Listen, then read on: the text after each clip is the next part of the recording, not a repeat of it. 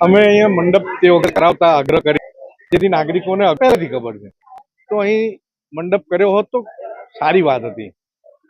ખેર, પણ લોકો પરસેવો પાડીને પણ પોતાના મતના દાનનો અધિકારનો ઉપયોગ કરી રહ્યા છે.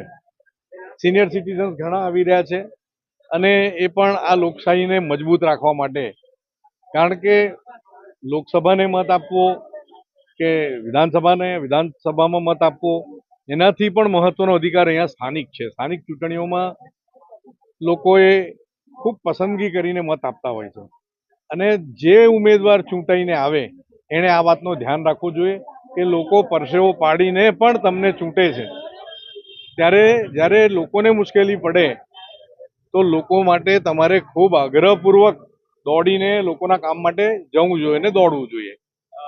રાજુભાઈ, જો વાત કરીએ તો ચલો આપણે માન્ય કલેક્ટર કચેરીથી ભૂલ થઈ જાય, પણ સ્થાનિક નેતાગીરીથી બી તો ભૂલ થઈ છે, કારણ કે એ લોકોની બી તો ખબર હતી, કારણ કે અહીંયા કોઈ પ્રકારની વ્યવસ્થા નથી, ન તો સિનિયર સિટીઝનોને લાવવા લઈ જવા માટે, કારણ કે બંને તરફથી રાજકીય પક્ષોની પણ એટલી જવાબદારી છે કે ભાઈ મતદારોને સાચવે. રાજકીય પક્ષો બી નિષ્ફળ ગયા એવું લાગે છે તમને?